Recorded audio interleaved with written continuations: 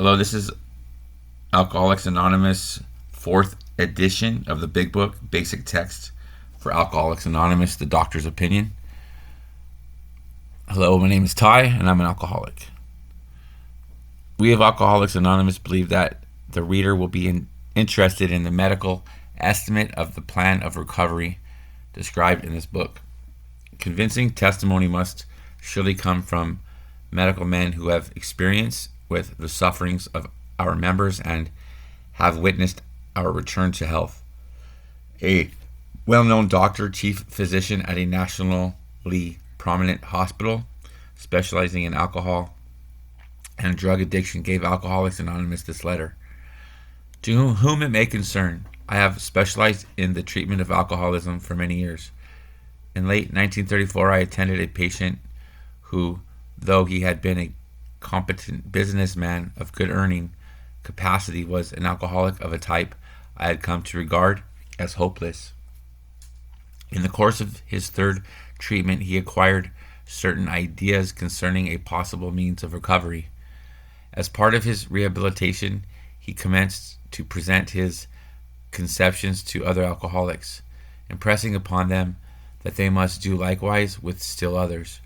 This has become the basis of a rapidly growing fellowship of these men and their families.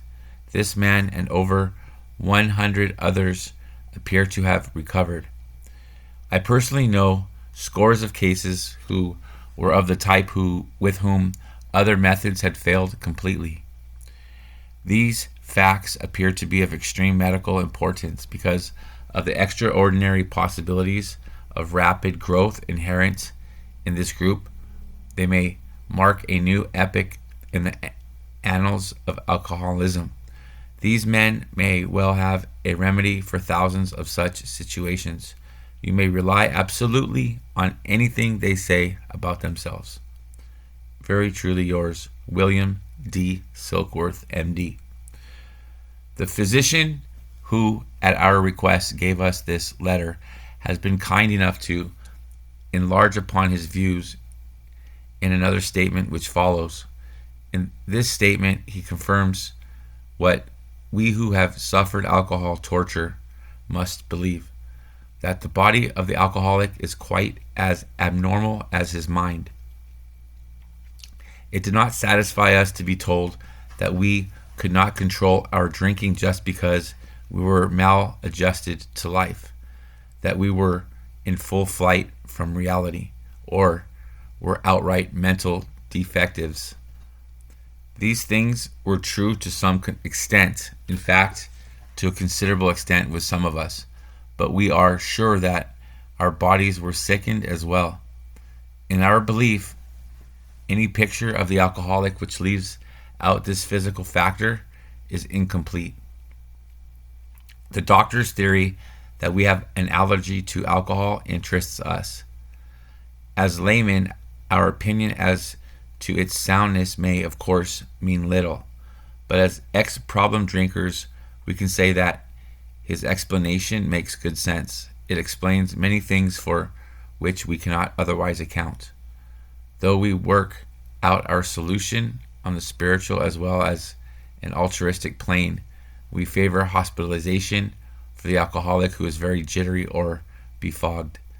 More often than not, it is imperative that a man's brain be cleared before he is approached, as he has then a better chance of understanding and accepting what we have to offer. The doctor writes, the subject presented in this book seems to me to be of paramount importance to those afflicted with alcohol addiction. I say this after many years' experience as medical director of one of the oldest hospitals in the country treating alcoholic and drug addiction.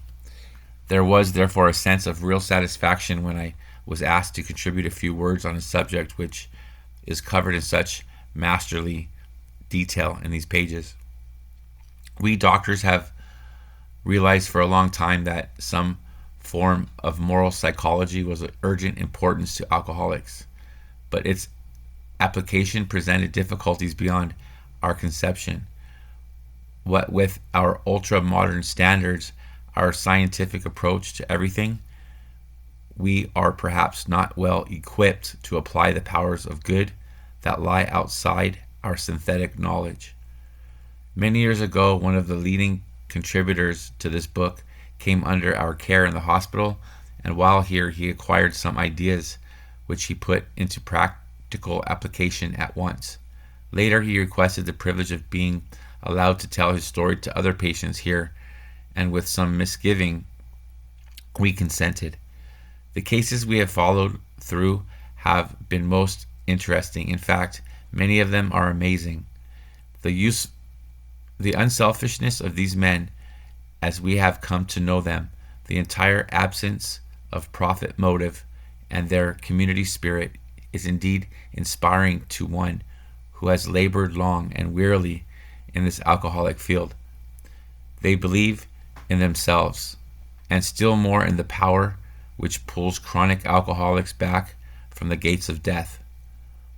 Of course, an alcoholic ought to be freed from his physical craving for liquor, and this often requires a definite hospital procedure before psychological measures can be of maximum benefit.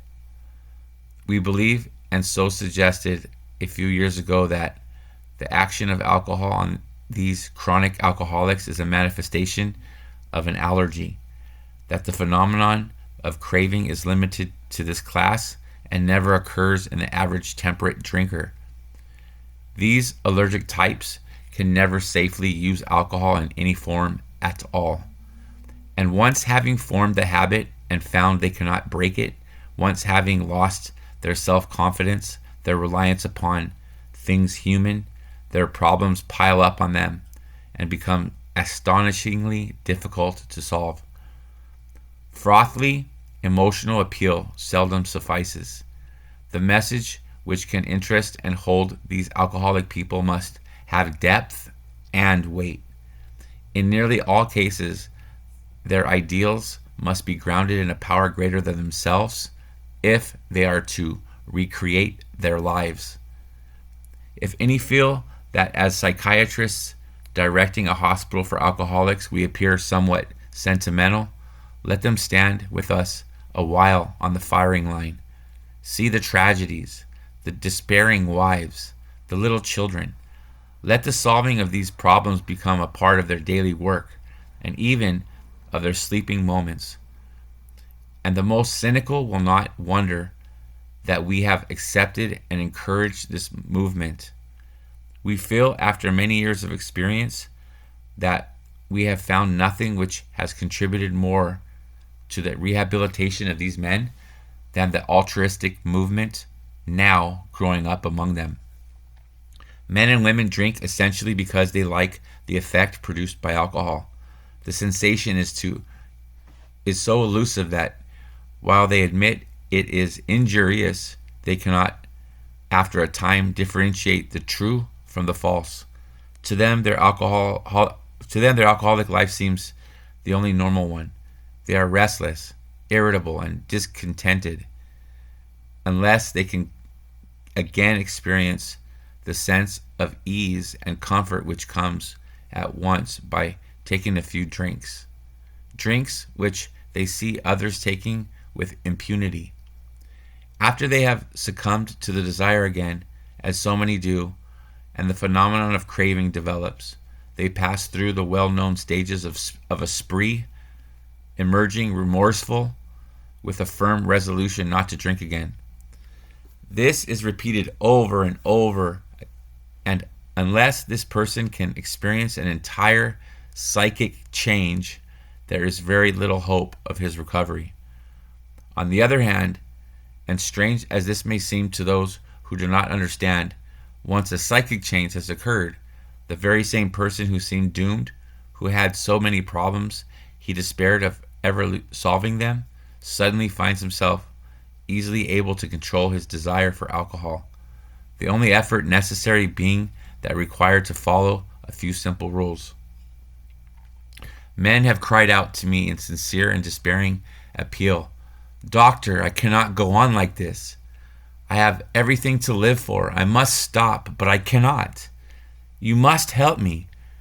Faced with this problem, if a doctor is honest with himself, he must sometimes feel his own inadequacy. Although he gives all that is in him, it often is not enough. One feels that something more than human power is needed to produce the essential psychic change. Though the aggregate of recoveries resulting from psychiatric effort is considerable, we physicians must admit we have made little impression upon the problem as a whole. Many types do not respond to the ordinary psychological approach. I do not hold with those who believe that alcoholism is entirely a problem of mental control. I have had many men who had, for example, worked a period of months on some problem or business deal which was to be settled on a certain date favorably to them. They took a drink a day or so prior to the date, and then the phenomenon of craving at once became paramount to all other interests, so that the important appointment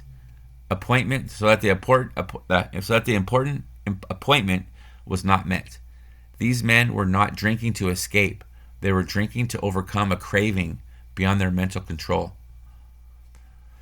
There are many situations which arise out of the phenomenon of craving which cause men to make the supreme sacrifice rather than continue to fight. The classification of alcoholics seems most difficult and in much detail is outside the scope of this book. There are, of course, the psychopaths who are emotionally unstable. We are all familiar with this type. They are always going on the wagon for keeps. They are over remorseful and make many resolutions but never a decision. There is a type of man who is unwilling to admit that he cannot take a drink. He plans various ways of drinking. He changes his brand or his environment. There is the type who always believes that after being entirely free from alcohol for a period of time, he can take a drink without danger. There is the manic depressive type who is perhaps the least understood by his friends and about whom a whole chapter could be written. Then there are types entirely normal in every respect except in the effect alcohol has upon them. They are often able, intelligent, friendly people. All these and many others have one symptom in common. They cannot start drinking without developing the phenomenon of craving. The phenomenon, as we have suggested, may be the manifestation of an allergy which differentiates these people and sets them apart as a distinct entity. It has never been, by any treatment with which we are familiar, permanently eradicated. The only relief we have to suggest is entire abstinence. This immediately precipitates us into a seething cauldron of debate. Much has been written pro and con, but among physicians the general opinion seems to be that most chronic alcoholics are doomed. What is the solution? Perhaps I can best answer this by relating one of my experiences. About 1 year prior to this experience, a man was brought in to be treated for chronic alcoholism. He had but partially recovered from a gastric hemorrhage and seemed to be a case of pathological mental deterioration. He had lost everything worthwhile in life and was only living, one might say, to drink. He frankly admitted and believed that for him there was no hope. Following the elimination of alcohol, there was found to be no permanent brain injury. He accepted the plan outlined in this book. 1 year later, he called to see me, and I experienced a very strange sensation. I knew the man by name and partly recognized his features, but there all resemblance ended. From a trembling, despairing, nervous wreck had emerged a man brimming over with self-reliance and contentment. I talked with him for some time, but was not able to bring myself to feel that I had known him before. To me, he was a stranger, and so he left me. A long time had passed with no return to alcohol. When I need a mental uplift, I often think of another case brought in by a physician prominent in New York. The patient had made his own diagnosis and deciding his situation hopeless, had hidden in a deserted barn, determined to die. He was rescued by a searching party and, in desperate condition, brought to me. Following his physical rehabilitation, he had a talk with me in which he frankly stated he thought the treatment a waste of effort, unless I could assure him, which no one ever had, that in the future he would have the willpower, quote unquote, to resist the impulse to drink. His alcoholic problem was so complex and his desperation so great that we felt his only hope would be through what we then called moral psychology, quote unquote, and we doubted even if that would have any effect. However, he did become sold, quote unquote, sold on the ideas contained in this book. He has not had a drink for a great many years. I see him now and then, and he is a fine. I see him now and then, and he is as fine a specimen of manhood as one could wish to meet. I earnestly advise every alcoholic to read this book through and through. Perhaps he came to scoff. He may remain to pray. William D. Silkworth, MD. Thank you for letting me share.